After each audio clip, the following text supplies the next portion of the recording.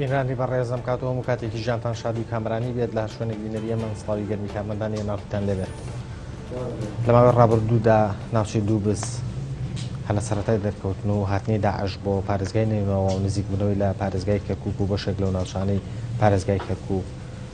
جۆرێک لە شەڕ و پێکدانی لە نێوان هێزی پێشمەرگەی کوردستان و چەکدارانی داعشدا بەخۆوە بینی ئایا لە ئێستادا ڕۆژی ئەم ناوچەیە دەتوانین بڵین داعش مەترسینیە بۆ سەر دووبس لە کاتێکدا دووبس شوێنێکی استراتیژی و لا سەردەمی ڕژەمی بەعسیشدا و پاش ڕاپەڕێنی خەڵکی کوردستان ئەم ناوچەیە هەر لەژێر دەسەڵاتی ڕژەمی بەعسدا مایەوە بە حکمی شوێنە جوگرافی و هەستیارەکەی کە لە کاتێکدا ئەوەی لەم ناوچەیەدا باڵا دەست بێت دەتوانێت بەسەر پارێزگای کەرکووکیشدا باڵا دەست بێت. هەروەک لە ماوەی ڕابردوودا چەندین دۆسەی کەژ و ڕوژێنران لەوانەش مەسەلەی بە قاچاغبردنی نەوت و دەست بە زەراگرتنی چەندین تەنکەرە نەوت کە لە ناوچەکانی ژێردەسەڵاتی داعشەوە بم ناوچەیەدا تێپەڕی بوون لەلایەن هێزی پێشمەرگەی کوردستانەوە لێرە لە دووبس. ئەمە و چەندین تەوەری تری پەیوەست بە پەیوەندیەکانی هەرێمی کوردستان و تورکیا هەروەها پەیوەندیەکانی نێوان هەرێمی کوردستان و ڕۆژاوای کوردستان هەروەها چەندین تەوەری تری سیاسی دەکەنە تەوەری ئەم چوار پێکەوتنەمان و بە سوپاسەوە دکتۆر کەمال کەرکووکی ئەندامی مەکتەبی سیاسی پارتی دیموکراتی کوردستان وەڵامان دەداتەوە. دکتۆرم کاتت باش زۆر سوپاس بۆم دیدارە. ئەمەوێت لێوە دەست پێ بکەم لە سەرۆشی پەرلەمانەوە بۆ بەرەی شەڕ ئەمە چیمان پێ ئەڵێت ئەتوێت بمە چی بە خەڵک بڵێیت؟ پێش هەر شتێک سەڵاو بۆ گیانی پاکی شەهیدە سەربەرزەکانمان، سەڵاو بۆ گشت خوشک و برایەکی پێشمەرگە هەر لە کەرکووک و خانەقین و مەندەلی تا کۆبان زۆرش بەخێر بێن. سەڵاو بۆ بینەرانی خۆشەویستی. بەنسبەت لە سەرۆکی پەرلەمانەوە بۆ بەرەی شار مە بۆ بەرەی پاراستنی خاکی پیرۆزی کوردستان ئەوە ئەگەیەنێت کە وەک هەموو تاکێکی ئەم کوردستانە خەڵکی دڵسۆز کە ئیم بۆ ئەوێ کوردستان پارێزراو بێ سەربەرز بێ خەتەری ئیرهاب و بۆی هەست بە مەسئولیەت ئێمەش بەو کارە هەڵسا ڕۆژی ئەم محوەرە چۆنە؟ ئایا تا چەند ئەگەری شەڕ و پێگادان سەر هەڵدان و شەڕ و پێگادان هەیە لەگەڵ داعش؟ بنسبەت ئەم محوەرە سوپاس بۆ خۆی گەورە و سوپاس بۆ خەڵکی سەربەرزی پارێزگای کەرکووک و قەزا و ناحیەکانی وە لە نێوان قەزای دووبس کە زۆر مەردان و سەربەرزانە لە ڕۆژی یەکەوە کە خەتەرێکی زۆر زۆر مەترسیدار لەسەر ئەم مەنتقەیە بوو کە شەو ڕۆژ شەو نەخۆنیان کرد، شارەکەیان پاراست و لەم جەبهەی کە ئێستا ئێمە تێدا کارەکەین زۆر لە برا پێشمەرگەکان بریندار و شەهید بوون، زۆر بە قارەمانە توانیان هێزی داعش دوور بخەنەوە لە مەنتقە. ئێستا ئەتوانم بڵێم مەنتقەکە لە خەتی تەماسین لەگەڵ یەکتر لە هەندێک شوێن 50 مەتر بۆ 60 مەتر لە یەکتر دوورن، لە هەندێک جێگا 2 کیلۆمەتر یا لە 3 کیلۆمەتر نزیکتر سەنگەری ئێرهابیەکانی داعش و پاڵپشتەکانیان و پێشمەرگە قارەمانەکانی کوردستان بەرامبەر بەڵام باش نزیکترین پێکدان کە لەم ماوەیە ڕوویدا بێت لەنێوان هێزی پێشمەرگ و داعش لەم هەفتەی ڕابردوو و لەم هەفتەیەش لە خراپە ڕووت هەندێک شەڕ ڕوویدا هەر دوێنێک پێرەشەو هێرشیان هێنا و هەندێک سەنگەری ئەمەیان بەردومان کرد. پێشمەرگە قارەمانەکانی لیوای دووش بەرپرسیانیاندایە و بەردومانیان کرد و بەرەو دووە ڕاوێنیاننا. هەفتەی ڕابردووش لە مەنتقەی مەکتەب خالید لەوێ شەڕ و پێکدادان بوو، شەهید و برینداریشمان هەبوو و لە هێزی دوشمنیش تیرۆریستەکان کوشتار و بریندارێکی زۆریانە. بەڵێ دوکتۆر لە ماوەی ڕابردوو دۆسەیە کە زۆر جوڵێنرا مەسەلەی بازرگانیکردن بوو لەگەڵ داعش و بردننی نەوتی داعش بوو لەم ناوچەیەوە بە قاچاق. خۆشت لە نووسینەکە ئاماژەت بەوەیەوە ئەو لیوایی کە لێرەش تۆ سەرپەرشتی ئەەکەیت چەند تەنکەرێکیان دەست بە سەراگرتن. ئێستا ئایا قاچاقچێتی نەوت لەگەڵ داعش ماوە لەم ناوچەیە؟ لە 26 لەسەر 27 مانگی ڕابردوو مانگی نۆ لە مەنتقەی خراپە ڕووت و مامە چەند تانکرێکی سەر بە داعش کە سوتەمەنیان لە مووسڵەوە بەناو منطقەی داعشەوە هێنا بۆ منطقە ئێمە شەوێکی درەنگ کە خەبەرمان پێگەیشت و حرەکەتێکەیە خۆشمان مراقبەی منطقەکەمان زۆر بە وردی ئەکرد لەگەڵ لیوای دوو هاوکاریمان کرد من خۆم شخصی لەگەڵ بەرپرسی لیوای دوو بە تەلەفۆن ئاگاداریم کردەوە کە حرەکەتێکی وایە و قووەتێکمان نارد و توانیان دەست گیریان بکەن لە بدنێنە دادگا. باشە هێتا ئێستا بەس ئەوە دەستگیر کراوە یا هەوڵی کە هەبوو پێش ئەوە هەولی تر هەبوو دوای ئەوەش هەولی تر هەبوو ئەو ئەوانەی کێگرتران جارێکی چوارتان کرد بوو جارێکیان دوو لۆری بوو جارێکی تریان دوو گەڵابەی تر بوو بۆ هەندێکشی کە خەڵکێک بەناو ئەوەی کە شتیان لەو دیوماوە لە شارەکانی لای خۆشمانەوە هاتن هەوڵیانەدا واستیانە کرد کە دەربازیان کرد ئەوانشمان دەستگیر کرد ئەوەی کە لە ناو هەرێمیشەوە ئاهات بۆ ئەوەی یەکێک لەو سیارانە لەو گەڵاوانە یان بهێنێتە ئەم دیوە دەستگیریانمان کرد و دامانەتە دادگا ئەمان دادگا بە ورتر لێکۆڵینەوەی لەگەڵەکەرێت ئاکات ئێمە لە بیدایەت ویسمان بیانستێنی بەڵام دوایی بیرمان لێکردەوە نەخێر بۆ ئەوەی حقائقەکان دەربکەون بزان کێ لە پشتێتی دەسی کێ لەناوە بۆ ئەوەی بە بدرێتە دادگا و لەو بابەتەش ڕێزدار سەرۆکی هەرێم و ئاگادار کراوەتەوە وەزارەتی پێشمەرگە ئاگادار کراوە کە زۆر جەخت لەسەرەوەکەن کە دادگا بە وردی بەکاری خۆی هەڵبەسێ و ئیجرا. باشە ئەوانەی ئەو تەنکەرانی کە دەستگیرتان کردوون ئایا کوردیان لەگەڵ بووە یان خەڵکی عەرەبیان لەگەڵ بووە؟ عەرەبی لەگەڵ بوو و لە ناویانیش برای بەرپرسێکی گەورەی جێرەکانی داعشتە بەرپرسێکی داعش برای بەرپرسێکی گەورە. باشە بەڵام بەشێک لە پەرلەمانتاران لە ڕابردووە ئاماژەیان بۆدا کە تا ئێستا ئەم جۆرە لە بازرگانیکردن بەردەوامە قسەکە لەسەر ئەوە نییە کە تەنها نەوتی خاوی داعشیەت و لێرەوە بە قاچاق ئەڕات ئەفرۆشێت و چەند بازرگانێکی کورد مامەڵەیان لەگەڵاکەن کێشەکە ئەوەیە کە لێرەشەوە بەنزین بۆ داعش ئەنێنرێت لەو محوەرێکە من تێهاتووم لەو ڕۆژەوەکە لێرە کارەکەم لەگەڵ گشت ئەو براکانمان ئامر لیواکان بەرپرسەکان زۆر تاکیدمان کردووە کە هیچ هاتوچۆیەک نەبێت لەم ڕێگایەوە بکرێتن و خەندەقمان کردووە ساتری خۆڵمان کردووە دەبان قاچاقش لە هەموو دنیا ئەبێتن بەڵام ئێمە شەو ڕۆژ لە حرەکەین ئەگەر لە شوێنێک بینیمان بگرترێ و ئەو پڕی ئیجراعات لەگەڵ وەربگیرێ حتا ئەوانەی کە گیراون بە مادەی ترۆر دراونەتە دادگەن. بەڵێ ئەوانەی کە گیراون تا ئێستا کەسیان تیا دەرکەوتووە کە مەسەڵەن بەرپرسی کورد لە پشتێەوە بێ شەریکی بێ هەنیدا بێ یا بەشی هەبێ لەو قاچاقا ئەوانەی کە تا هەندێک تەسیلاتیان کرد کوردیشی تیا بووە بەڵام بەو شێوەیە کە بەرپرسی زۆر باڵە بێت نەخێر. پەرلەمانتارێک بە سێوا کات کە ئەوانەی کە ئاسانکاریان کردو بۆ ئەم کارە بەشێکیان پلەداریان لە پشتەوەیە خەڵکی پلەداریان لە پشتەوە پلەدار لە جوندی ئەوە لەوە پلەدارە تاکو فەریق بەڵە قسەکە لەوە نییە کە پلەکەی چەنە قسەکە لە سەرەوەی کە ئایا ئەمانە دەستگیر کراون ئایا دراونەتە دادگا بەتاکید ئێستا دادگا لێکۆڵینەوەی خۆیەکە و دادگا هەموو پشتیوانیەکی دادگاکرێت لەلایەنی حکوومەتی هەرێمی کوردستان لەلایەنی شخصی کاکنێچێروان بەرزانی کە سەرۆکی حکوومەتە لەلایەن ڕێزدار سەرۆکی هەرێمی کوردستان کە قایەد قوواتی پێشمەرگەیە و لەلایەنی محوەری ئێمەشکە لەم محوەرەین کە بە هیچ شکلە هیچ تەساهولێک نەکرێت بۆ ئەوەی کەسێک لە ناو داعشەوە بێت پای بکاتە ئەم دیوە ئەگەر لە جێگایەک و بێ یان نەمانزانی بێ ئەو مەسەلەیەترە بەڵام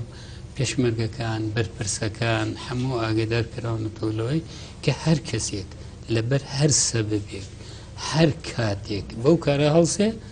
معنای ئەوەیە شەریکە لە کاری ترۆر و تروریسم. باشە لەم محوەری تۆ چەند کەس دەستگیر کراون بۆ تۆمەدا کە گومانی ئەویان لێ بکرێت لە پشت ئەو کارەوە بنیان ئاسانکاریان کردێت؟ بەتەکید دەستگیر کراو هەیە و لەو ئێرهابیەکانیش مەجموعەیەک هەیە جارێکیان 9 کەس جارێکیان 4 کەس جارێکیان 2 کەس بە ئەو شتانەی کە لەگەڵیانە بە تەنکەرەکانیانەوە بە لۆریەکانیانەوە بە گەڵابەکانیانەوە ئەوان نەشی کە ویستیانە هاوکاریان بکەن جارێکیان 4 کەس و ئێستش مەجموعەیەکی تر چاوەڕێی محکەماکەین ئەوەی لە سلکی پێشمەرگە بێ ئەدرێتە محکەمەی عسکەری. بەڵێ دکتۆر ئەمەوێت دقی وتەی پەرلەمانتارێکە بۆ بخوێنمەوە پەرلەمانتارێک باسیێوا کات ئەما دقی قسەی ئەوە ئەڵێ زانیاریمان هەیە لە یەک ڕۆژ پێش ژژنی قوربان بازرگانە کوردەکان 6 تەنکەری نەوتی خاویان بە هاوکاری خەڵکی سەربازی لە ڕێگەی دووبس دواتر خوڕمات و داقوقەوە هێناوە کە لە داعش قڕاوە لەلایەن پێشمەرگەوە تەقە لە 3 تەنکەریان کراوە و دواتر 3 تەنکەریان دەرچوون بەڵام بە پەیوەندیکی تەلەفۆنی کەسانی سەربازی ئازاد کراوە. بەنسبەت داقوق ئەکەوێتە محوەرێکی تر ناکەوێتە محوەری ئەمە ئەوەی من ئاگام لێ بێتن چونکە بەرپرسیارەتی لەناو محوەری پێنجە بینم لەم سنوورە من کارەکەم لە وردەکاری ئێرە لە گەورە و بچووکی ئاگاداری و ئەو کارانەشی کردومانە کە شەو نەخۆنی ئێمە و بەرپرسەکان و برا پێشمەرگەکان چکە بە کەسێ ناکرێت بە هەمومان جهودمانێکی کرد توانیمان ئەو کارانە کەشف بکەین و وردەکاریش بکەین بگەین ئەوەشی کە تەسهیلاتەکە تەحەدی چۆن کراوە و ئەمانەش تەوتێک کراون دراونەتە دادگا بەس ئەوەی لای داقۆق لەو شەڕێکی بوو کە هەندێک شەهید و ئەسیرمان هەبوو لەو مەنتقە لەوێ زانیم 2 تانکەریان سوپانە بوو بەڵام تەفاسیلی ترم لەسەرەوەی جەنابەت باسێکە من تەفاسیلم دەسەرنی. بەڵێ ئەوانەی کە بۆ تۆمەتە دەستگیر کراون کەسیان ئازاد کراوە ئەمانەی محکەمە ویستی بووی دوانیان ئازاد بکاتن بەڵام دوای ئەوەی معلوماتی تریان بۆ چۆوە دەستگیر کراون یەکێکیان ماڵی لە قادسیە بوو یەکێکیان خەڵکی مووسڵ. بەڵێ پەرلەمانتارێکی تر باسیەوە کات ئەڵێت ئەم مەسەلەی بە قاچاغبردنی نەوتەی داعش تەنها من ینی ئەو پەرلەمانتارە لەگەڵ چەند کەسێکی کە نییە کە ئاگادارین بەڵکو سەرۆکایەتی هەرێم و سەرۆکایەتی حکوومەتیش بە هەمان شێوە ئاگادارن لەم بابەتە. ئێمە من خۆم لە فەیسبوک لە ڕاگەیاندن ڕسمی تەنکەرەکانمان بڵاو کرد بۆ ئەوەی نەکرد بەڕێزێک لێرەیان لەوێ هەموو کوردستان و هەموو دنیا زانی کە لێرەوە محاولە قاچاق کراوە خەڵکێک تەسهیلاتی کردووە و تحقیق کراوە ئیفادەوەگیراوە ناوەکانیش دراوە. من دەستخۆشیش لەو پەرلەمانتارە و پەرلەمانتارەکانی تر و هەموو تاکێکی ئەم کوردستانەکەم لە شوێنێک مەسئلەیەکی گەندەڵی قاچەقچێتی لە نێوانی پێشمەرگە و داعش بزانن ئاگادارمان بکەنەوە ئێمە مەمنونیانە بێن یانی ئەوە زۆر شتێکی پیرۆزە کە ئینسان لە دوای ئەوە ببێتن تو چونکە سێری ئەم ئیمڕۆ لە شەڕێکی مان و نەمانی بەرامبەر درەندەترین تیرۆریستی جیهان کە لە هەموو دنیاەوە کۆمەڵ بوونە بۆ گیان خاکی کوردستان پێشمەرگەش و یا بەرپرسەکان و هەمومان هەرێمی کوردستان پلە پێداوە واجبی پێداوە چەکی پێداوە شوێنی پێداوە بێت لەوێوە ڕەت بێت ئەوە کەم تەرخەمیە بێ هەمومان کۆک بین لەسەر ئەوەی ئەم دەرگایە بگرین ئێستا بەدەست من بێتن لە شوێنەکانی تریش نایە لەم یەک نەفرێک ئەو شوێنەی لە بن دەست داعشە بێتە ئەم دیوە چونکە ئیسیفادەیان لێکن تەنکەرێک دێت و سوزانیتن ئەم تەنکەرە گازی تیا نەوتی تیا TNT تایە کە تو بە قاچاق بە پەلە دەربازی بکەی بچێتە ناو کەرکووک ناو سلێمانی ناو هۆلێر و دهۆک یا هەر شار و شارروچکەیەکی تری کوردستان بتەقێتەوە بۆ ئێرهاب پارە هیچ نییە بەڵام ئەتوانێت ئەمە ئێمە ئەبێ ئەم دەرگای بکرێت. باشە لە محوەرەکانی ترەوە دەرگای کراوە هەیە ماوەڵی لەگەڵ داعشەوە ئەوەی ئیستا جەنابەت باست کرد ئەگەر وا بێتن ئەوە دەرگەکراوەی ئەبێ دابخرێت ئەوە قسەی من نەبوو قسەی چەند پەرلەمانتارێک اینجا ئەوە لەبێت بە دوچوون بکەین من سوپاسی ئەو پەرلەمانتارەکەم هەوڵ لەدەم خۆشم ببینم بەنسبەت محوەرەکەی ئێمەوە من دەستخۆشی لێ ئەەکەم ئەیان هێنین پشتیوانی فیانەکەین با بگەڕێن ئەگەر لە شوێنێکەوە خەلەلێکیاندی ئاگادارمان بکەن ئەوە بۆ ئێمە جێگای شانازیە و سوپاسیانەکەین و دەستخۆشییان لێکەین و جائزەش بە هەر کەسێکە دەین چی پێشمەرگە بێت چی بەرپرس بێت لە محوەری 5 بزانێت پێشمەرگەیەک مەسئولێک لە پێشمەرگەیەکەوە تاکو بەرپرسی محوەر تا مشرفی محوەر تا هەر هەمومان تا منیش ئەگەر شتێک بزانێ من سوپاسیانەکەم بێم خەبەرمان. بەڵێ دوکتۆر ئەگەر بم سەر پەیوەندیەکانی هەرێمی کوردستان لەگەڵ ڕۆژاوای کوردستان بڵێ لەم ئەزمەی کۆبانەیە کە کۆبانێک کەوتە بەرەو هێرشەی داعش ڕخنێکی زۆر لە پارتی دیموکراتی کوردستان گیرا کە تا ڕادەیە کەم تەرخەم بووە لە هاوکاریکردنی کۆبانێ و ڕۆژاوای کوردستان. سپاس یەکەم بەنسبەت کۆبانێ هەموومان دڵمان لەگە کۆبانێ ینی بە تایبەت ئەو ڕۆژەی کە بینیمان ئەو خوشکە جەیلان ئۆس کە انتحاری کرد بۆ ئەوی نەکەوێتە دەست داعش کچێکی کوردی 90 ساڵ ئینسان ئەبێت تیمسالی بۆ بکاتن ئەبێت لەسەری نووسەرەکانمان بنووسن پەیکەری بۆ بکەین ئەمەندە هیمەتێکی بەرز و مەردانەیە ببێتە نمونە بۆ گشتمان. بەنسبەت ئێمە وەک پارتی دیموکراتی کوردستان من بەرپرسی پەیوەندیەکانی پارتی دیموکراتی کوردستان لە ڕۆژی یەکەمەوە چی لە ڕەبیعات چی لە دووگری چی لە شوێنەکانی تری لێنە و ڕۆژ ئاوا لە چی لە کۆبانێ لە پەیوەندێکی ڕۆژانەی بەیانی نیوەڕۆ ئێوارە شەو جاروها بۆ دوای 12 شەو لە تەنسیقمانە بووە لەگەڵ براکانمان ئەوانەی کە گرنگی بە ڕۆژ ئاوادان بە کۆبانیادان ئاگاداری وەزعەکە بووینەوە لە هەموو ئەو وەزعەش ڕێزدار جەنەبی سەرۆک ئاگادار کراوەتەوە کاک نەچیروان بەرزانی ئاگادار کراوەتەوە و هەرتوکیان سەر خەت بوونە لەگەڵ جیهاتی پەیوەنددار لەگە ئەمریکا لەگە فەڕەنسا لەگە تورکیا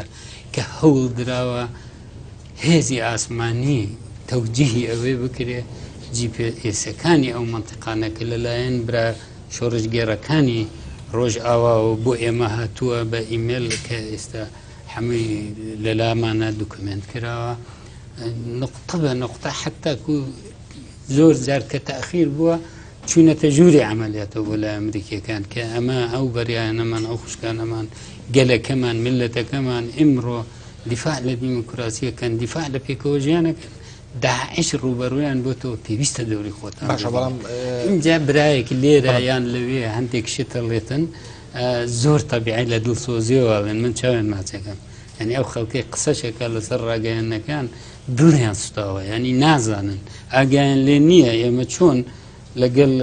ئەترافەکان لە پەیوەندین چۆن ئاگایان لێ نییە بە چ شێوازێک هاوکاری ئەگەێنینە ئەو بەر سنووردارە ینی چونکە منطقەکەیان دوورە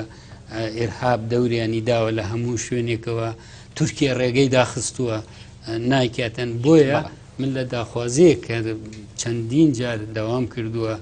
بڵاوم کردوەوە حتا داوا لە ئەمریکیەکان کە جسرێکی جەوی دروست بکەن بتوانن بە هەلیکۆپتەر پێداویستی سیلاح تەقەمەنی شتی پێویست بگێنن نێزگی کۆبانیش ئەگەر ناگاتە ناو کۆبان لە نێزگی دای بنن بەڵام ئەوان گردومانەکانیان سەر کردەوە و نەتیجەشی هەبوو و ئەو بەڕێزانەی کە نەق دەکەن لێرە لەوێ باسی ئەم و ئەوەکەن من ئەبینم ئەزانم دڵسۆزە و ئینسانە بەس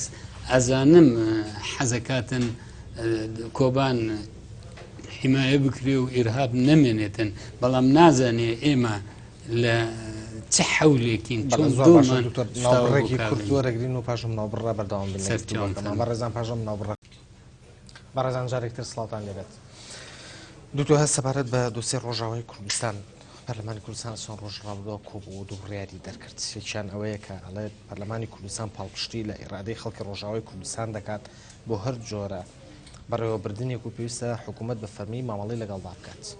ئەمە مانای ئەوەیە کە حکوومەتی هەرێمی کوردستان پێویستە دان بە کانتۆنەکانی ڕۆژاوادا بنێت ئەڵێتن ئیرادەی گەلی ڕۆژاوە ئێمە پەرلەمانی کوردستان تەعبیر لە ناقی هەموو کوردێک و کوردستانیەکی دڵسۆزەکات بەرامبەر نەتەوەکەمان بەرامبەر گەلەکەمان لە پارچەکانی کوردستان من دەستخۆشییان لێکم شتێکی باشە بەڵام ئەمە ئێرادەی خەڵکی ڕۆژاوای کوردستان ئەویان هەڵبژاردۆ کە سێ کانتۆن مۆخۆیان دروست بکەن لە ڕۆژاوایە ئەوە ئیمڕۆ ئەوەیان کردووە پیرۆز بێتن پاشانیش شتی زیاترەکەن ئێستا ئەوەی من ئاگام لێ بەڵانی شتی زیاتر هەنگاو بۆچی ئاگام لێتی لایەنەکان هەمویان ئێستا دانیشتوونە پێش نەختێک من لەگەڵیان قسەم کرد هەوڵەدەن یەکگرتوویەکی تەواو هەبێتن لە نێوان کورد لە ڕۆژئاوا کە داعشی پێ بشکێنن و مافی گەلی ئێمە لە کوردستانی ڕۆژاوە هەموو مافێکیان نەبێت هەموو ئەوەی بگونجێتن لەوەش زیاتر ینی گەلی کورد لە کوردستان مافێتی دەوڵەتی سەربەخۆی خۆی هەبێت باشە ئەمڕۆکە بۆی ناکرێت ئەو شتەیان کردووە ڕۆژاوای کوردستان ئێستا هەنگاو بۆچی ئەنێت ینی کە ئێستا دانیشتون و ئەیانوێ یەک دەنگی دروست یەک دەنگی دروست خەتەری داعش لەسەر خۆیان لا ئەدەن لە خەتەری داعش لەسەر خۆیان لا ئەدەن و دیفاع لە پرۆسی دیموکراسی ئەکەن لەگەڵ دنیای دیموکراسی تێکەڵە بن پشتیوانی وەرەگرن ئیمڕۆ سوورەتێکی جوان پێشمەرگە و گەلی کوردستان وەری گرتووە لە دنیا کە ملەتێکە دژی ئێرهاب نییە دژی ئێرهاب ناکات دژی ئێرهابە ترۆریست نییە دژی ترۆریستە ئەمە سوورەتێکی جوانە گەلی کوردستان ئیمڕۆ لە دنیا جێگیر بووە گەلی کورد لە کوردستانی ڕۆژئاوا هەر بڕیارێک بدەن خۆیان بۆ چۆن بژێن ئێمە دەستخۆش و پشتیوانیان زۆر باش ئەو بڕیارانی پەرلەمانە چۆن بینی ئاوەی پێویستە کراوە پەرلەمان نسبەت پەرلەمان ینی تەشریعیە بەپی ئەم زوروفە شتێکی باشیان کردووە بە کۆی دەنگی پەرلەمانتارانیش بوو بە کۆی دەنگی گشت لایەنە سیاسەکانی ناو کوردستان بوو ئیسان پێ جێگەی خۆشحاڵەیە بەیانی شتێکی باشتر پێویست بێتن ئەویش بە تاکی دەیکەن لە دڵنیا بۆ هەر شوێنێکی کوردستان شتێک بکەوێتە سەر پەرلەمانی کوردستان و ئەیکەن و بە کۆی دەنگشیکەن باش ئەگەر خەڵکی کوردستان ئەگەر لەم بارودۆخەیە ینی دەبارەی ئەم دوو بڕیاری پەرلەمان وەریگرت لە چەند ڕۆژ ڕابردووە ئەگەر تۆ سەرۆشی پەرلەمان بوویتایە هەمانم بڕیارانە لێرە بزان ڕەڵەتێکەیە بەداخەوە ینی احترام بۆ جێنابتو بۆ زۆر ئەوانە ئەنووسن قساکەن سەرۆکی پەرلەمان لە ناو پەرلەمان بڕیار نادا سەرۆکی پەرلەمان ئیدارەی پەرلەمان و دانیشتنەکانیە کاتن فراکسیۆنەکانە ئەندامانی پەرلەمانە لە ئەخیرە ئەندامی پەرلەمانە بەڵام هەر مەجموعەیەک لە فراکسیۆنێک جێی خۆی کردوێتەوە ئەوانن بڕیارەدەن سەرۆکی پەرلەمان لە ناو پەرلەمان یەک دەنگی هەیە ئللا ئەگەر لە حاڵەتێ تەعادل بێتن ئەتوانێت باشە ینی قسەکە ئەوەیە کە تۆ هەمان ئەو پرۆژێت ئەخسە بەرنامەی کارەوە یان چاوەڕێتەکە پرۆژێکی باشتر بێت و بخێتە بەرنامەی کارەوە پرۆژەیەک بە فەرمی بۆ سەرۆکایەتی پەرلەمان بێ ناتوانێت نەیخاتەکارەوە ئەگەر مخالفی یاسانە بێ ئەگەر مخالفی بە ژەوەندی گەلی کوردستان نەبێ لە ناو پەرلەمان کە هاتە ناو پەرلەمان لەوێنە ئەڵێ ئەم پرۆژەیە هەیە ئەگوجا ئەی خوێننەوە ئەگەر پەرلەمانتاران داوا بکەن ئەوە نەخرێتە بابی گفتوگۆ ئەخرێتە دەنگدانەوە ڕەفزەکرێتن سەرۆکی پەرلەمان فقط تەنزیمی ئیشوکاری پەرلەمانەکە بەڵێ زۆر باشە تورکیا هیچی بۆ کۆبانەیە نەکرد تورکیا لەسەر سنوورەوە دەبابەکانی خۆی ڕیز کرد و چاوەڕێەوەی کۆبانێ بکەوێت ئەمە ڕاستە بەنسبەت مێژووی تورکیا لە دامەزراندنی تا ئێستا بۆ ئێمە بۆ گەلی کوردستان و بۆ دنیا دیارە و بەداخەوە ئێمە ئەبوو تورکیا ڕێگەی بکردبووایەتەوە بۆ ئەوەی هاوکاری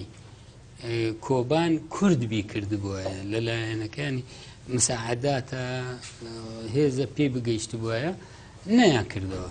کەس داوای نەکردووە جێشی تورکیا بڕۆ کۆبان ڕزگار کرد کەس باسیەوەی نەکردو ئەنی ئەمە ئەگەر یەکێک بڵێ هەڵەیە و تراوە ڕێگەکە بکرێتەوە کوڕ و کوچی کورد ئەمەندە فیداکار زۆرە ئەسڵەن تا حەشیان ناهێژ نیزگی کۆبان شێ ئێمەش وەکو هەرێمی کوردستان بۆمان ئاسانە بوو لەوێنەوە بە ئاسانی و بە پەلا بتوانین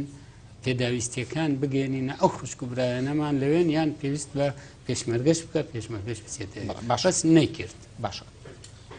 بۆ هەرێمی کوردستانیش تورکیا بە هەمان شێوە هەمان هەڵوێستی هەبوو کەواتە ئەو پەیوەندی کە چەند ساڵێکە هەرێمی کوردستان لەگە تورکیا هەیەی و ئەوترێت کە پارتی ئەندازیاری ئەم پەیوەندی لەگە تورکیایە پێویستی بە چییە پێویستی بەوەیە بیبڕین یان پیاە بچینەوە یان ئینسان دانبەوا بنین کە ئەمە هەڵە بۆ کراوە لە ڕاو ناڵێن هەڵە بوو بەنسبەت تورکیا پێویستی بە گەلی کوردستانە بە گەلی کووردە بۆ ئاشتی بۆ ئاشتی مەبەستم استقرارە لای خۆی ئەگەر لەگە کوردی خۆی پرسی کورد قەزی کورد چارەسەر بکە ئاشتی ئەبێت سەرۆتێکی گەورەیە بۆ تورک و بۆ کورد و بۆ هەموو دەوڵەتی تورکیا پێویستی بەوەی اقتصادی خۆی چاک بکە بازاڕی هەبێتن لە کوردستانی باشوور و لە پارچەکانی تری کوردستان و بە ئەمنیەت ئەو بازاڕە حرەکەت بکات باش ئەمانی کرد و پێویستی بڵێ ئەمانی ڕەنگە تا ڕادەیە کردبێت بەنسبەت هەرسێکی بۆ تورکیا مهمە تورکیش بۆ کوردستان مهمە ئەگەر ئەو ڕێگەیە بگرێتە پێش لەبەر ئەوە کام ڕێگە بگرێتە بەر چارەسەری پرسی کورد باشە تۆ پێ وایە کە چارەسەری پرسی کورد ئەبێ هەوڵ ئەبێت ینی کاتێک ئەردۆغانێتە سەر تەلەڤیزیۆن و بەسێوا کات کە ئەوان داعش و پەکەکەوەکو یەک سەیرەکان پێ دوایە ئەمە نیەتە بۆ شرتنی هەر شتێک ئۆردوگان بیرێتن و تەمغی لێ بدەوی بڵێ وایە بەڵام نەخێرە و سەرۆکی پارتیشەکە پارتی دەسەڵاتدارە لە تورکیا پەکەکە و داعش عەرد و عاسمان فەرقی عەرد و عاسمان فەرقانە داعش ڕێکخراوێکی ترۆریستی ئێرهابی ئینسان کوژە لەسەر تەلەڤیزیۆن خەڵک سەرەوە بەڵێ باشە ئەگەر واز بە پێناسی ینی ئەو دوولایە نەبینین ڕەنگە بینەر بزانن جیاوازەکانیان لەچێە بەڵام قسەکە ئەوەیە ئایا ئەم شێوە قسەکردنە ئەم شێوە گوتارە لەلایەن دەوڵەتی تورکیاوە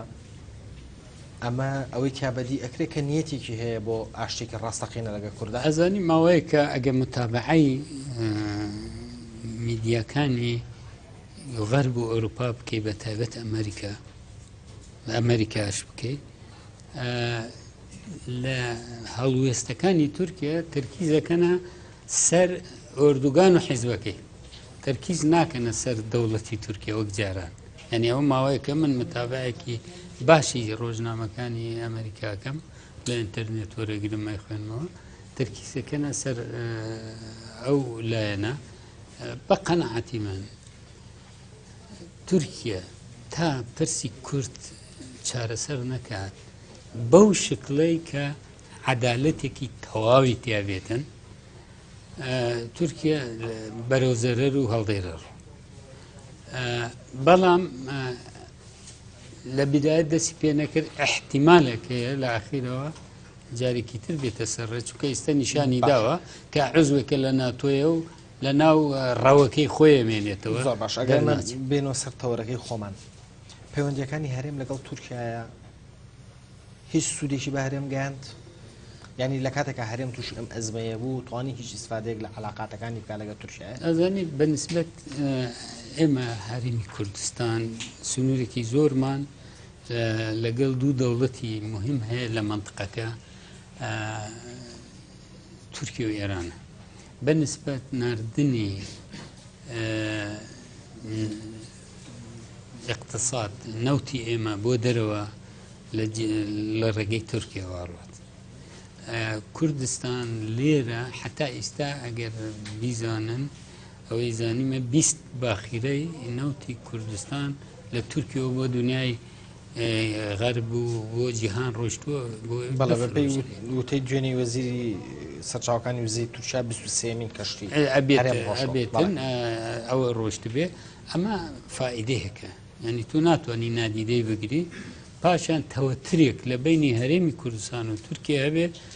لە زەرەری هەردوو لە باش بەڵام قسەکەی من ئەوە نەبوو قسەکەی من ئەوە بوو کە چی لەم پەیوەندیانە بکەین قسەی زۆری لەسەر ئەکرێت باسی واکرێت کە ئەم پەیوەندیە هیچ سوودێکی بە هەرێمی کوردستان نەگەیان لە کاتێکە هەرێمی کوردستان سوودێکی زۆری بە تورکیا گەیانەوە بازاڕێکی باشە بۆ تورکیا بۆری نوتەکەی بێ ئاڕوان نوتەکەی لێوێ خەز نەکرێت پارەی نوتەکەشی لە تورکیا هەڵەگیرە ئەمە ناڵێم تورکیا مەلایکەتە یعنی بە حقیقت ناڵێم تورکیا نیزامی تورکیا بەڵام لەوانی پێشتر باشتر لە زۆر ناحێوەدانی بە کوردستانی بوون ناوە ئازادیەکەیە ئاڵای لایەنە سیاسیەکانی ناو کوردستان کەس جاران لەسەری ئەعدامەکرا ئیستا لە مزاهرەکان هەڵی گیرێ لەگەڵ ئەوەش غەڵەتشی هێشتا هەیە ئەبێت ئێمە هەوڵ بدەین قەتیعە خراپە ئەبێ هەوڵ بدەیت پێی بڵێ باشە کە لەگەڵی داهنیشی پێ بڵێت و ئەمەد غەڵەت ینی بەس ئینسانی وڵاتیان هەرێمی کوردستان استراتیژیەکی تر بۆ پەیوەندیەکانی تووشادان بیر لە بەرژەوەندی وڵاتەکەت و گەلی کورد و پرۆسێ دیموکراسی بکەیت قەتعکردنی بڕینی ئەو عیلاقە بەزەرەرە باشە داعش پەلاماری کوردستانی یا چەند کیلۆمەترێک لە هەولێر و دوور بوو تووشیا بێدەنگ بوو داعش پەلاماری چەندین ناوچەی تری پارێزگای نینەوەی یا کە ناوچیتە تورکمانن تووشیا بێ هەڵوێست و بێدەنگ بوو داعش پەلاماری کۆبانەیەدا و ئابلۆقی ئەدا تووشیا سەیرێکات و کەوت دانیشتۆ بە دیارەوەی کە بکەوێت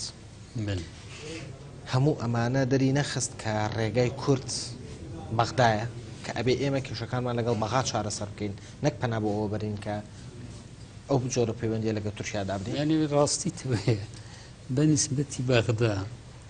من احترامم بۆ ئەو خوشکبرانەیە کە وا بیرەکەنەوە قەت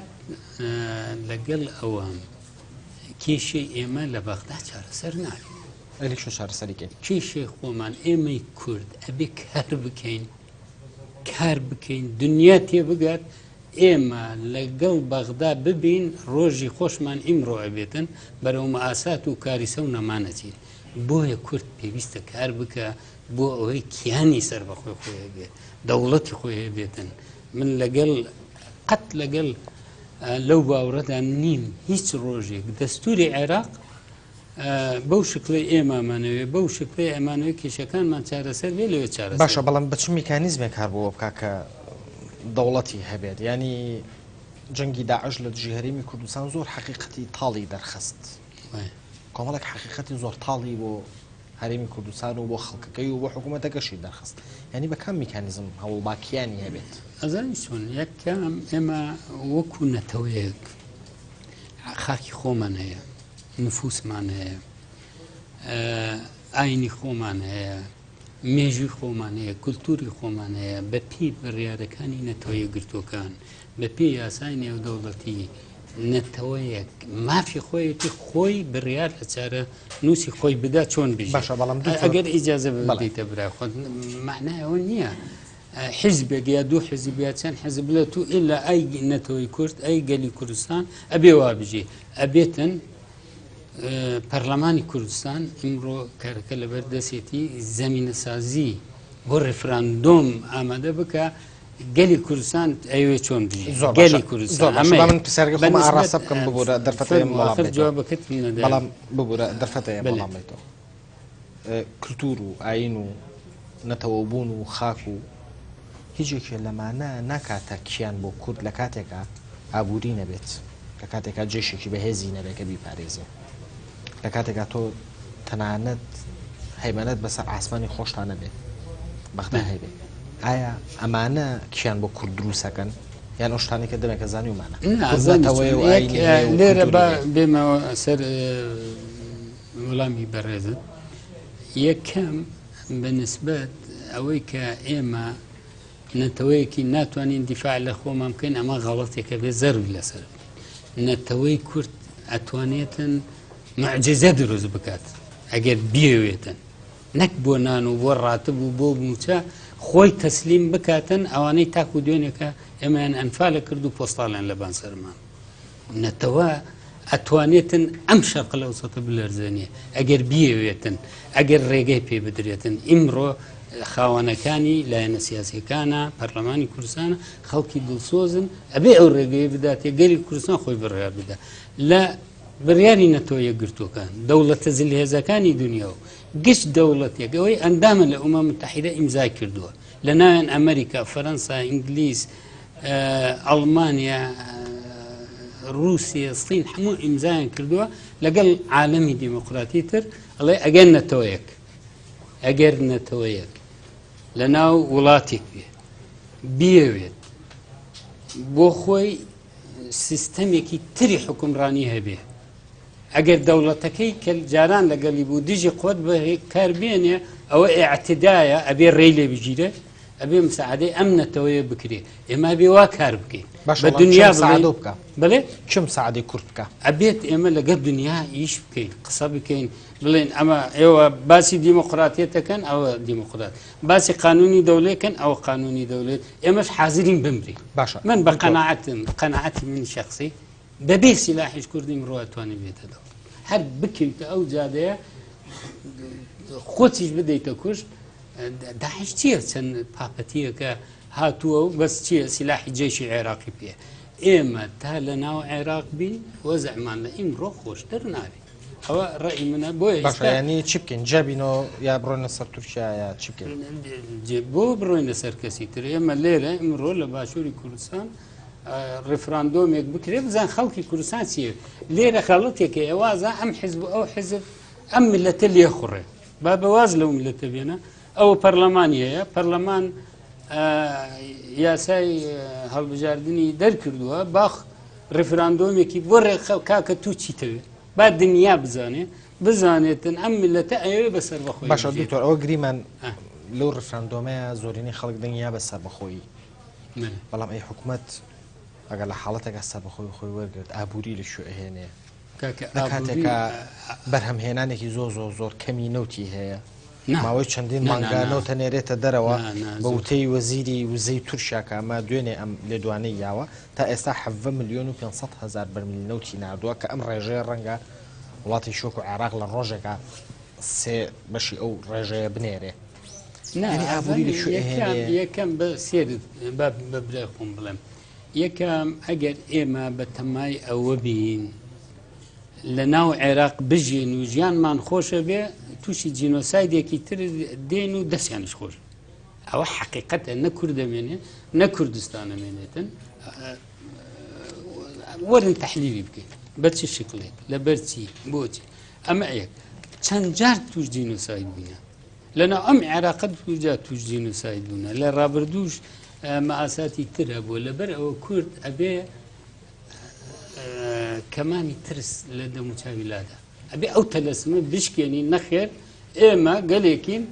ئەتوانین بژین باوەڕت بێ اقتصادمان ئێمە دەوڵەمەندترین لە شوێنەکانی تر پرۆسەی دیموکراسیش بەهێزترە لە شوێنەکانی دەوروبەرمان ئەوە دنیای دەرەوەش ڕوت تێ ئەکاتن وان نییە ئمڕۆ خەڵکە قەرار لە شەرق الأوسط ئەمە لە گۆڕانکاری ئەبێت لە شەرق الأوسط ئمڕۆ ئەم شەڕە شەڕیمان و نەمانە تەحدیدی سنوورە تو چەند عەردت لە بەردەسە تورکیە لەکوێیە ئێران لەکوێیە دەوڵەتە عەرەبیەکان لەکوێن کوردستان لەکوێ ئەبینە دەوڵەت ئەگەر خۆمان نەبین ئەگەر چاومان لەوەی بێ لێرە پۆستێکی وەزیری وەرگرین و لەوێ نازام چی وەرگرین و دەست خەیتە سەر قورئان قەسەم بخۆیەت پەرچەی عێراق ئەوە فرێدە تەنەکەیەکی باشە بەڵام لە بڕیاری چوونەوە بۆ بەغدا پارتیژێکی نەبوو لە لایەنانی ئەو بڕیاریدا زۆر هەموو لایەنەکان ئەو بڕیاریان داوە ئەمە چونکە زۆر لە دەرەوە و لە ناوەوە قسە هەبوو ئەمە چاکتانەکە هەموو لایەنەکان گەیشتە ئەو قەنەعەتەوتیان بە ئەم وەختەش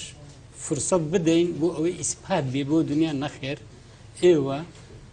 ئێمە پاڵ پێوانن لە دوای جەنگی یەکی جیهان پاڵتان پێمانەوەنا وتانەهۆ بۆ ئێوە باشە دووجا توشتی نووسای بوون لە ناو عێراق لە ئەمریکا هات لە سەدامی ڕوخان وتیان فیدرالی بۆ ئێوە باشە ئەوە هەمیسان توش جینۆسای بوون ئەوە سنجارۆ ئەوە ئەبینن چ وەزعێکمان بەسەرات لەبەر ئەوە ئەم جارە وتیان باشە با دنیا بە چاوخۆی ببینێ کاکە نە عەبادی و نە باپیرەی عەبادی و نە هیچ مالکی و نە کەسێکی تر ناتوانێت چارەسەری قەزەی کورد بە عەدالەت بکات باشە کورد بۆ لە بەغا دانیشتۆ ئیساکە ئەم قەنەعەتە هەیە کە عەبادی ماوەیەکیانداپیان ماوەیەک باشە ئەگەرم ماوەیە تێپەڕی ئەو کێشانە چارەسەر نەکات کورچیەکە گەلی کوردستان بڕێ هەر بدە خۆی گەلی ئەزانێ من نازانم من وەکو خۆم وەکو شخصێک بڕیار بۆ سەربەخۆیی کوردستانت بەڵام ئەو بەڕێزە و جەنابت و خوشکێکی تر و برایەکتر نازم لە ئەخیر دەرەچێ زۆرینەی خەڵکی کوردستان چیانوێ ئێمە پیرۆزبایی باشە بەڵام بڕاردان بۆ سەربەخۆیی میکانیزمێکی دوور و درێژتری ئەوێ پێگەنانی باوەڕ کۆمیسیۆن و بکە، ڕاپرسی و باوەڕ بکە. ڕفراندۆم و کۆمەڵک با بڵێن هەنگاوی ماوە کە ماوەیەکی ڕەنگە زۆر بخایێنێ بەڵام ئەگەر عبادی لە ماوەی ساڵی داهاتوە بۆ نمونە ئەم کێشەی چارەسەر نەکرد لەگە کوردان سەرکردایەتی سیاسی کوردستان پلانی داناوە بۆی چ ئەو بکات؟ مەکانیزمە زۆری ناوێت ئەوە یەک دوو گەرنتیتە دەمێ کە عبادی قەزەی کورد کێشەی کورد چارەسەر ناکە ناتوانێت چونکە تۆش بیتە سەرۆکی ئەنجومەنی وەزیرانی عێراق پێت ناکرد عێراق لەسەر ئەساسێکی غەڵەت دامەزراوە و کێش لەوێ بێتن ئەبێ غەڵەتە بێ و لەبەر ئەوە تەنها حەلی ڕاست و دروست بۆ عێراق ببینە سێ دەوڵەتی جیران کوردستان سنستان شێستان لەوە دەربچین کاکە جارێکی تر و دەجای تر تووشی جیونەسە یانی تۆ ئومێدە بەوەژ نییە کە لە چەند ڕۆژی ئایندا بڕیارە سەرۆکی حکوومەت بڕاتە بەغا توانێت کێشەکان چارەسەر ئێستا ماوەیەکیان پێیانداوە مادەم ئەم ماوەیان لەم ئەچن بۆ ئەوەی کێشەکان چارەسەرکەن ئەچن بۆ ئەوە بەس ناکرد ئەو قەنەعاتی منەت باشە کێشەکە تەنها لەلایەن حکوومەتی عێراقی و دروستکراوەیان بەشێکیشی پەیوەندی بە کوردەوە هەیە کە چارەسەر نابێت حکوومەتی عێراقی گەلی کورد زۆر زوڵمی لێکراوە چەساوتەوە داڕزاوە ئەوی وەک بەشەر بژێ نایلن باشە زوتنەوەی گۆڕان توێژنەوەیشی بڵاو کردەوە ئاماژە بەوایەت کە سیاسەتی نەوتی هەرێمی کوردستان هەڵە بۆ هەڵی بۆچی ئەوە لە توێژینەوەکان ئاماژیان پێداوە تۆ پێدوانیە کە بەشێک لەو هەڵانەی لە سیاسەتی نوتی هەرێما کراوە ئەمانش خۆکارن بۆ دروستبوونی هەموو ئەو قەیرانانە و ئەو کێشانەی کە ئێستا چارەسەر ناکرێت لەگەڵ نەخێر سیاسەتی نەوتی کوردستان هەڵە نەبوو من احترام بۆ ئەو تۆژینەوەی هەیە بە پێی ئەو زوروفەی من تیام هێشتا بەردەستم نەکەوتووە نەبخوێنەوەتەوە بەسەی خوێنمەوە سیاسەتی نەوتی هەرێمی کوردستان نەبووایە ئیمڕۆ ئاوا ناوی کورد و کوردستان و پێشمەرگە لە دنیا دەنگی نادا بۆ پێشمەرگانە بەرامبەر داعش وای کردەوە بۆ سیاسەتی نەوتی وای کرد ئەویش تاقە تۆ خرایتە سەر خەریتەی دنیا کوڕەی ئەرزانی تۆ خەریکی اقتصادی خۆت چاکەی بۆ ئێمە سێشت زەرورە اقتصاد پێشمەرگە سیاسەتێکی باش عەردی خۆمان لە بن سنووری خۆمان بێتن مەسەئستا شوێنەکانی کە باسیەکەن مادەی 140 ئەوانە ینی سنووری کوردستانی تەبیعی بێتەوە بەردەستمان ئەم سێشتا ئێمە بێ بکەین ئەوە تەواو بوو بێ ئەو بڕیارەی گەلەیدا جێبەجێ باشە ئەو سیاسەتی نەوتی کە باسەکرێت لە ئەزمێکی اقتصادیە کە تووشی هەرێمی کوردستان بوو کە بەغدا بودجێ بڕی نەیتوانین موچەی فەرمانبەرانی هەرێمی کوردستان خۆی بدات بەڵام ڕاست بەڵام بڵێ تۆ ئاماژەت بۆ سێلایەنەدا ئایا کورد لە کامەیانە سەرکەوتوو بووە و تووشی ئەم کێشەیە بوو نا سێرکە یەکەم عێراق قەرزاری کوردستانە ئەو هەموو موچەی نەدا ئەبێ ڕەبحەکەشی بدە ئەم پارەیە کە لە کوردستان لاداوە لە بانقەکانی خۆی دایناوە چەند ئیزافە بێتە سەرەبێ کوردستان لی سنێ ئەبێ کوڕی کوردستان کچی کوردستان پەرلەمانی کوردستان لایەنە سیاسیەکانی کوردستان شکاتی لێ بکەن ئەوەندە مانگە تۆ پارەی منت لە بانقەکەی خۆت داناوە ئەبێ ڕبحەکەی باش ئەوانش داوای پارەی ئەو نەوتە ئەکەن کە هەرێمی پارەی نەوت نادێن ئێمە وتومانە نەوتە فرۆشین یەکەم بە دەستوری عێراق ناڵێت ئیلا ئەبێ سۆمە بیفرۆشێ وای نەوت وەڵێ هی گشت شعبی عێراق گشت شعبی عێراقا ئیمڕۆ تۆ هەیە کیانێکی معتەرەفی بە دەستوری عێراق کیانێکی فێدرالی تۆ لە مادەکانشی دیارە نەوتی ڕابردوو نەوتی ئێستا ینی ئەوەی چاڵەکانی ڕابردووەکانی ئێستا ئەمە کوردستان بە پێی ئەو دەستورە کاری کردووە هیچ لاریشی لەوە نییە دیار بێ شەفاف بێ بیبینن لەوە لاری نییە لاری لەوەیە نابێت و ئەوەی فرۆشت ئێمە ئاگامان لێ نەبوو من معلوماتم هەیە دوکومنتم لایە بە ملیار دۆلار فێڵیان لێمان نەکرد وەختی خۆیانیان فرۆشت ئێستا ئێمەڵێن ئەم حسەیە مای فرۆشین مەسرفەکەی لێ دەرەچێ داهاتەکەشی ناتوانانی بیشاریتەوە یەکەم دنیا ئەیزانێ تورکیا ئەیزانێ پارەکەی لە بانقێکی تورکیا بێتن ئەمریکا ئەیزانێ حەقەکەی خۆتی لێ دەرەکەی بۆ ئەڵێ نا تۆ حەقەکەی خۆت دەرمەکە بیدە من منەی دەمەت و من نیش نادە باشە دوتۆر بە پێو زانیاریانی کە لە لای تۆیە تا چەند ئەو دەنگۆیانە ڕاستە کە تورکیا دەسی بەسەر پارەی نەوتی هەرێمی کوردستان ناگرتو و تەسلیمی حکوومەتی هەرێمی ناکات. نا من ئەو معلوماتم لانێ شتوانێ ئەگەر شتیشوە لە ئارایانیە کەواتە بۆ حکوومەتی هەرێم موچەی بەشێک لە فەرمانبەرانی دوا ئەکەوێت ئەم شەڕە هاتە سەری من قەنەعەتم هەیە لەگەڵ کە نێچیروان بەرزانی دقیق لەگەڵی باسی ئەو مۆزوع کراوە ڕاتبی یەک مانگی یەک فەرمانبەری ئەو کوردستانە نافەوتی ئەگە ئەم شەڕەی داعشیش نهات بووە ئێستا ئەوش جێبەجێ کرابوو بەس خۆتان نەزانن کە شەڕ دەستی پێکرد مەسرەفێکی زۆر زۆر ئەبە. بەڵێ دوتۆر لەسەر پەیوەندیەکانی یەکێتی و پارتی لە چەند ڕۆژ ڕابردوو دوێنێ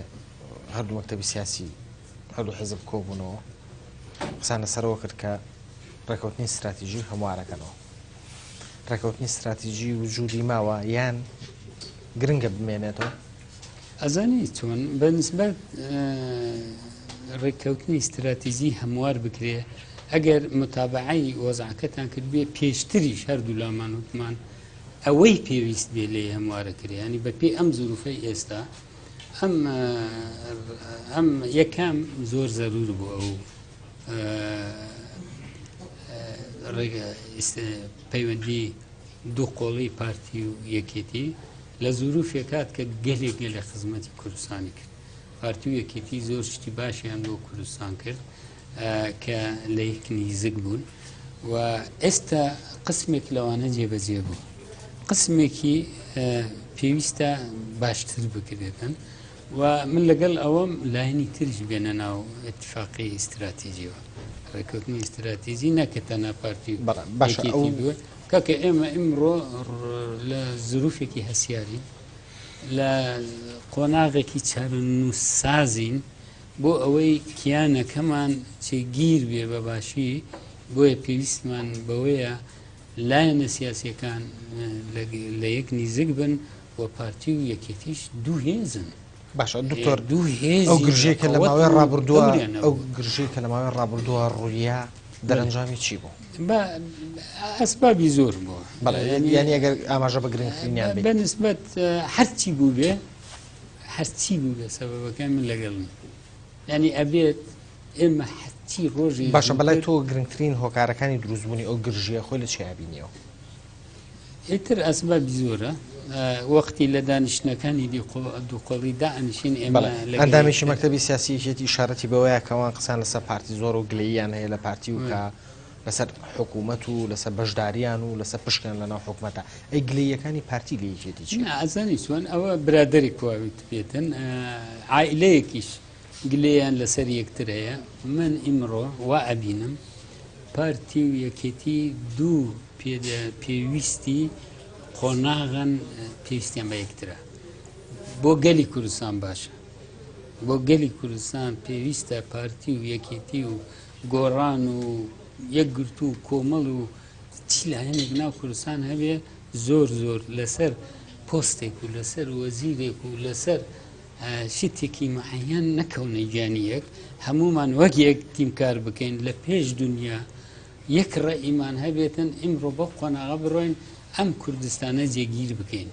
نەیخینە ئەوە هیچ بایەک بیلەرزێنێ نە داعش و نە غەیری داعش. بۆیە لێرە لە وەتەری ئەو وایوت و من وامت و خەتای ئەوە و خەتای منە ئەمە لە زەرەری کوردستان تەواو بێت. بەڕێی من ئێمە هەردوو لامان و هەموو کوردێکی دوورسۆز هەموو کوردستانێکی دوورسۆز بەو ئیتیجاها بڕۆین کە لایەنەکان لە یەک نزیک بکەینەوە نەکبیانکەینە دژی. بەڵێ بەڵام ئەوە هەر لە دەسەڵاتی خۆتانە ینی ئێوە کاتێک ڕێکە بن خۆتان ڕێک ئەو ڕێکی دروستەکەن و کاتێکیش گرژی دروستە بێ خۆتان دروست. من بە گەرەنتی بە جێناتەڵێم لەم مەحوەری 5 پێشمەرگەی پارتی یەکێتی زۆرینەی پێشمەرگەکان کە عایدی وزاری پێشمەرگەین هەمومان لە ژێر ئەمرەی وەزاری پێشمەرگە کارەکەین وەکو یەکتیم کارەکە نە ئەڵزانی ئەمە یەکێتیە نە ئەزانی ئەمە ئەیناسی بە شکل بەڵام هەمویان شۆڕژگێڕن وڵات پارێزن گیانیان خوێنیان لە ناو دەستیان داناوە بەرامبەر خەتەرترین ترۆریستی دنیا وەستاون وە دیفاع لە کوردستان ئەمە تەمەناکەم لە هەموو شوێنێکی کوردستان لە هەموو بوارەکان ئاوا حرەکەتکەین و میدیاش دەتوانێت دەوری باشتر ببین. بەڵێ دکتۆر تا چەند ئەو گرژەی لە ماوەی ڕابردوو لە نێوان یەکێتی و پارتی دروست بوو تا ڕادەیەک هاتە سەر ڕاگەیاندنەکان و بە ئاشکرا دەربڕا و کەوتە سەرزاری ئەندامی سەرکردایەتی و مەکتەبی سیاسی پەیوەندی بەوە هەیە کە ئێستا پارتی لەگەڵ بزوتنەوەی گۆڕان پەیوەندی کتتون و تۆڵەیە. ئەمە بزوتنەوەی گۆڕانیش بە ڕێکخراوێکی گرنگە زانین بۆ کوردستان. ئیمڕۆ شەریکن لە حکوومەت، شەریکن سەرۆکی پەرلەمان لە گۆڕانە، لە مەحافلی سیاسی پێکەوە کارەکەین، لە بەغدا نوێنەریان هەیە، لە کوردستان نوێنەریان هەیە. بۆیە ئەبێت ئەو حەساسیەتە کەم بکەین تاکو نەیهێلین لە بین لایەنەکان و هەموو هەم گۆڕان هەم یەکێتی جێگە ڕێزم بۆ هەمومان لەبەر ئەوە ئەگەر شتێکیش وا وترابێ یان کرابێ ئەبی هەوڵی نەهێنی. باشە بزوتنەوەی گۆڕان پێشترش لە ناو پەرلەمانی کوردستان و پەرلەمانی عێراقا هەر نوێنەری هەبوو، بەڵام بۆچوونی ئێوە لە سەریان بەم شێوەیە نەبوو. ئەوە چییە کە لە بزوتنەوەی گۆڕانە گۆڕاوە و ئەمە ئەو پارتی بۆ شێوەیە لێک نزیک بوونەتەوە یان پێچەوانەکەی ئەوە چییە کە لە پارتیا گۆڕاوە و ئێستا ئەوەی قووەوە؟ وەختەی لە خولی سێمی پەرلەمان کە گۆڕان تازە جیابوونەوە لە برایانی یەکێتی، ڕێزدار کاک مەسعود زۆر هەوڵیدا لەگەڵ شەخصی کاک نێچیروان کە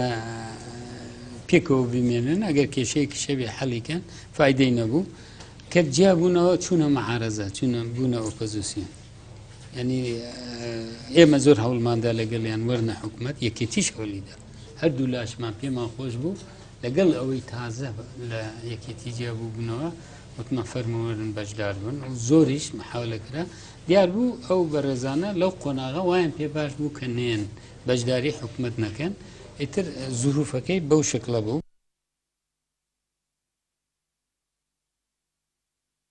ئەوانیش و ئێمەش و یەکێتیش و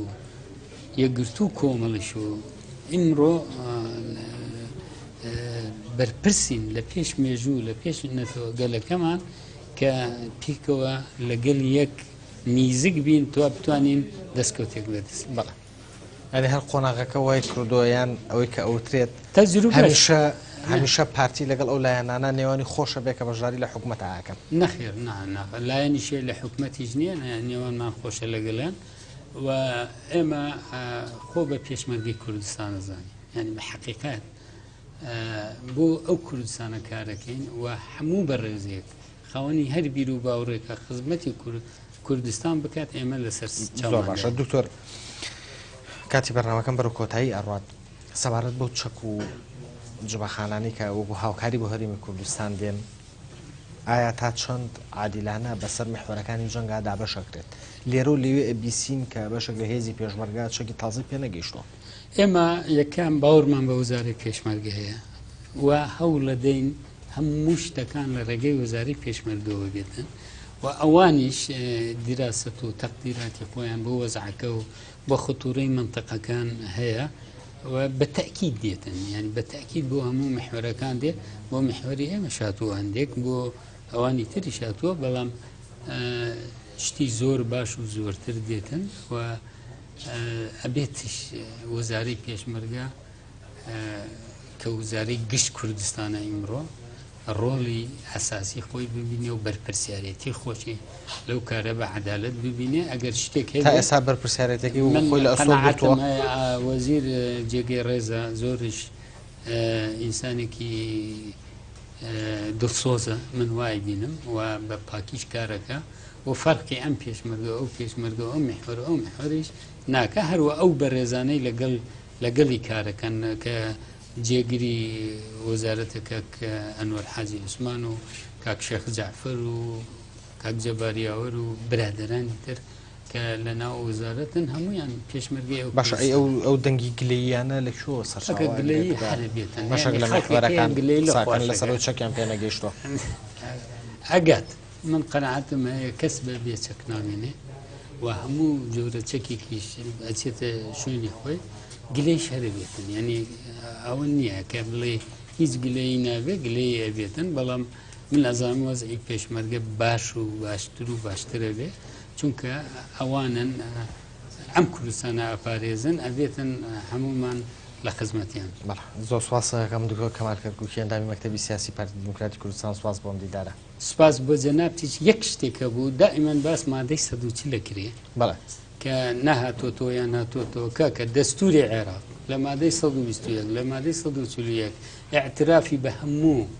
بڕیار و یاسای پەرلەمانی کوردستان لە 92 کردووە